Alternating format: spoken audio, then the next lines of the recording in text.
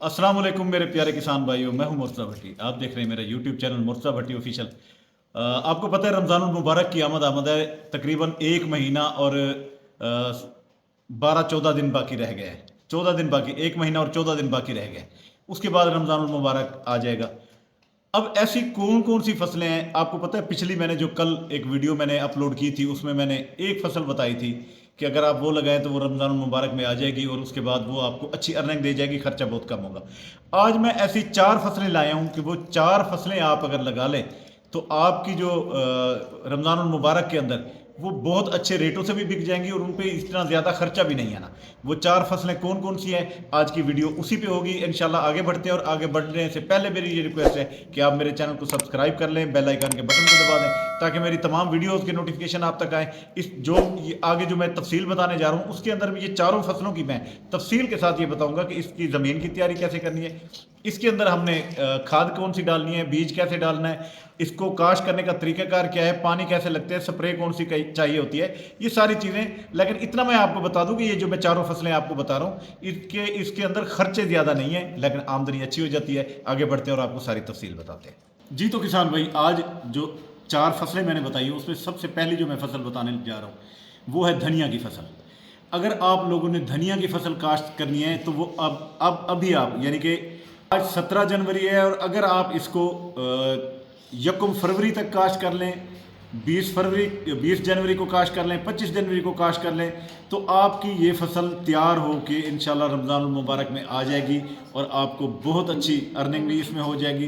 रमज़ानुल मुबारक में सब्ज़ धनिया जो है ये भी बिल्कुल इंसान को ज़रूरत पड़ता है, हर घर की ज़रूरत होती है। आम सी फसल है, कोई ज़्यादा खर्चा नहीं है लेकिन इसमें आपको बहुत अच्छी अर्निंग हो सकती है। उसके लिए इसमें 2-3 किस्म के बीज होते हैं। एक तो देसी धनिया होता है, दूसरा इसमें हाइब्रिड भी होता है, एक ईरानी धनिया भी होता है। ये 3 धनिया के बीज जो हैं हमारे यहाँ बहुत मशहूर हैं, पूरे पाकिस्तान में काश्त किए जाते हैं। सबसे ज़्यादा खुशबू वाला जो है वो हमारा देसी धनिया है। देसी धनिया की खुशबू बहुत लाजवाब है, बहुत अच्छी उगाव होता है।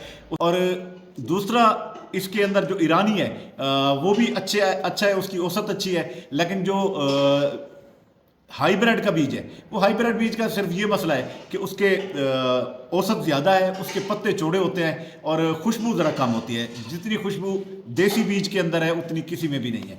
अगर इसकी मैं काश्त की बात करूं तो इसकी तैयारी बहुत आसान है। तैयारी के लिए आपको सबसे पहले ज़मीन की तैयारी, 2-3 हल, 1000 रोटीवेटर लगा के उसमें कोई खाद आप डालना चाहें तो अक्सर लोग जो है इसके अंदर खाद डालते हैं। अक्सर लोग पहले पानी में खाद डालते हैं, जो जिस वक्त पानी लगाते हैं तो इसमें फ्लड कर देते हैं।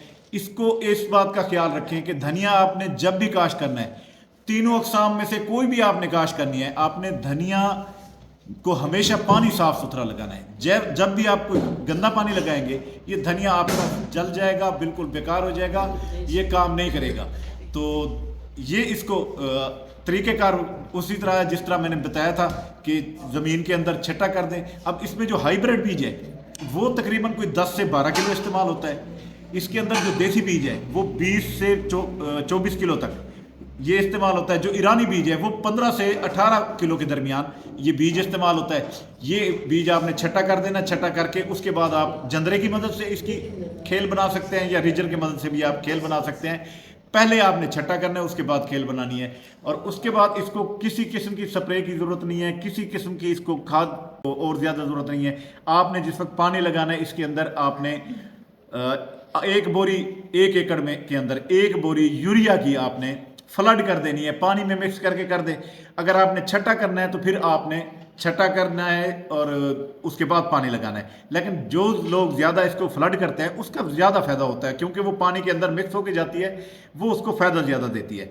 तो इसके अंदर अगर जड़ी बूटियाँ, आपको पता है सर्दियाँ चल रही हैं, इसके अंदर वीड्स जड़ी बूटियाँ तो होती नहीं हैं, जड़ी बूटी के स्प्रे का कोई इस्तेमाल की ज़रूरत नहीं है और बाकी इसको कोई भी कीड़ा नहीं लगेगा इस दौरान।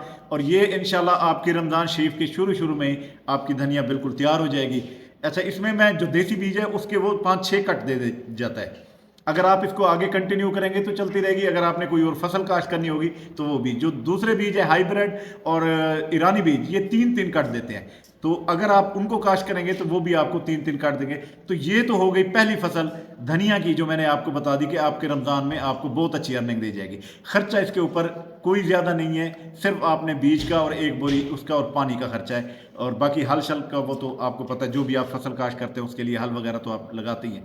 अब इसके बाद मैं दूसरी जो फसल बताने जा रहा हूँ वो है सब्ज़ प्याज। आपको पता है कि जिस वक्त हम कोई भी सालन बनाते हैं, कुछ भी जब सब्जियां लेते हैं तो उसके अंदर सब्ज़ प्याज, जिसके ऊपर पत्ते वगैरह उसके जो होते हैं, इसको हमारे मुल्तान में इस ज़बान में तो इसको भूख भी कहते हैं, और वैसे ये पत्ते होते हैं प्याज के साइज़ बिल्कुल छोटा सा होता है। तो ये भी आप काश्त कर लें, अगर ये काश्त कर लें तो ये भी बहुत अच्छे तरीके से इसकी अर्निंग आप कर सकते हैं। तरीक़ाकार इसका भी बहुत आसान है कि आपने इसको सबसे पहले ज़मीन की तैयारी कर लेनी है। ज़मीन की तैयारी करके आपने 8 किलो पोटाश डालनी है, इसमें 10 किलो DAP डालनी है और 2 किलो आपने सल्फ़र, ये तीनों चीज़ें मिक्स करके आपने जो पनीरी के लिए आपने वो जगह बनाई होगी उसमें आपने मिक्स कर देनी है, और मिक्स करके इसका बीज डाल देना है प्याज का। ये देसी प्याज के आपने बीज इसमें डाल देना है। उसके बाद ये तकरीबन कोई 15 से 20 दिन के बाद आपने इसको थोड़ा सा खेत के अंदर शिफ्ट कर देंगे, खेल बना देंगे छोटी, उसके अंदर अगर 2 फुट का आप इसका बेड बनाते हैं तो उसके ऊपर आपने ये 4 लाइनें लगानी है, लेकिन इसको ज़्यादा दुरानियाँ नहीं लगना। अगर 20 दिन के अंदर आपकी ये पनीरी बीज निकल आता है, जब आप इसको शिफ्ट करेंगे 20 दिन बाद, तो फिर आपने इसको तकरीबन 20 दिन आपने और वहाँ पर करने हैं। तो ये 40 दिन के अंदर ये आपकी फसल तैयार हो जाएगी, और 40 दिन के अंदर जो आपकी ये जो कच्चा प्याज होता है, ग्रीन ऑनियन जिसे कहते हैं, ये वो तैयार हो जाएगा, और ये भी बहुत अच्छी फसल है, और ये बहुत ज़्यादा इस्तेमाल होती है रमज़ान मुबारक में। इसके बाद जो तीसरी फसल है, वह तीसरी फसल है इसी टाइप की है, वो है लहसुन। लहसुन भी आपने हरा लहसुन बेचना है, तो उसके लिए आपने तैयारी करना है, यानी कि लहसुन को नीचे बल्ब नहीं बनाना आपने। ये ग्रीन लहसुन जो होता है, इसकी भी ऊपर वाली जो पत्ते होते हैं ये ज़्यादातर इस्तेमाल होते हैं, जड़ों समेत। ये नीचे वो जो आप इसकी फली जो लगाते हैं, वो भी देसी आम जो छोटी फली होती है आपने वो काश्त करनी है। तो ये भी इंशाल्लाह तकरीबन कोई 30 से 40 दिन के अंदर ये भी तैयार होकर रमज़ान मुबारक में आपके पास आ जाएगी। ये भी हर दुकान पे सेल हो जाएगी। तो इसके अंदर भी आपने कोई इसको ज़्यादा किसी चीज़ की, सिर्फ इसको जिस वक्त आप काश्त करते हैं उस वक्त आप इसमें राख का इस्तेमाल करेंगे, राख इसके अंदर बिखेर देंगे बिल्कुल बारीक करके।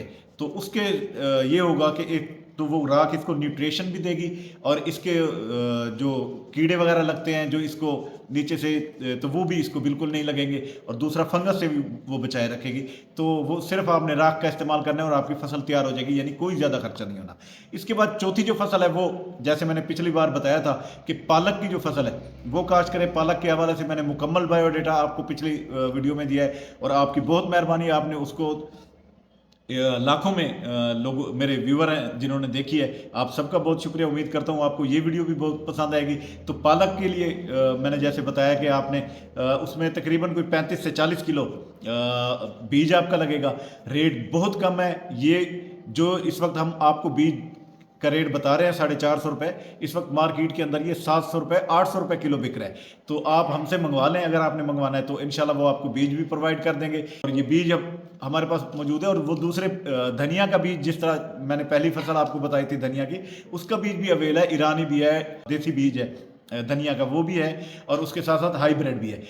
ये बीज सारी हमारे पास है। हमारे पास सिर्फ लहसुन जो है वो नहीं है, और आपका जो देसी मैंने ओनियन बताया, प्याज का बीज, वो भी हमारे पास मौजूद है। जो भी अगर आपने मंगाना होगा, तो ये 4 फसलें मैंने आज आपको जो बताई हैं, तो उसके पालक के हवाले से मैंने पूरी तफसील से पहले वीडियो बनाई थी। उम्मीद करता हूँ कि वो आपने देखी हो। अगर नहीं देखी तो थोड़ा सा मैं बता देता हूँ। तो उसके लिए भी आपने ज़मीन की तैयारी, 2-3 हल लगाने हैं। हल लगा के उसके अंदर आपने बीज का छटा कर देना है। बीज का छटा करके रेजर से या जंदरे से आपने उसकी भी खेल बना देनी है, और पानी लगा देना है। आधी बोरी आपने इसमें नेट्रोफास की आपने डाल देनी है 1 एकड़ के हिसाब से। और उसके बाद जब आप दूसरा पानी लगाएंगे 22-24 दिन बाद, उसमें आधी बोरी आपने यूरिया की डाल देनी है। तो ये चीज़ें आपने डालने के बाद आपकी फसल वो तैयार हो जाएगी। 1 महीना 10 दिन ये फसल लेती है, वही 40 दिन। तो रमज़ान मुबारक में ये फसल भी आ जाएगी। तो उम्मीद करता हूँ आपको ये चारों फसलें जो मैंने आज बताई हैं रमज़ान मुबारक में ज़्यादा बिकने वाली, तो ये आप लगाएंगे। ये वो फसलें हैं जिसमें ख़र्चा बहुत कम है और आमदनी बहुत ज़्यादा है। तो उम्मीद करता हूँ आपको ये वीडियो बहुत पसंद आई होगी। तो अब जाने से पहले मैं आपसे ये रिक्वेस्ट करूँगा कि आप मेरे चैनल को सब्सक्राइब कर लें, बेल आइकन के बटन को दबा दें ताकि मेरे आने वाली तमाम वीडियोज़ आप तक आ सकें। तो अब इसी दुआ के साथ इजाज़त चाहूँगा कि अल्लाह ताला हमेशा आपको खुश रखे, अल्लाह ताला आपके माल, जान और रिज़्क़ में इजाफ़ा करे। इजाज़त दें, अल्लाह हाफ़िज़, अल्लाह निगहबान।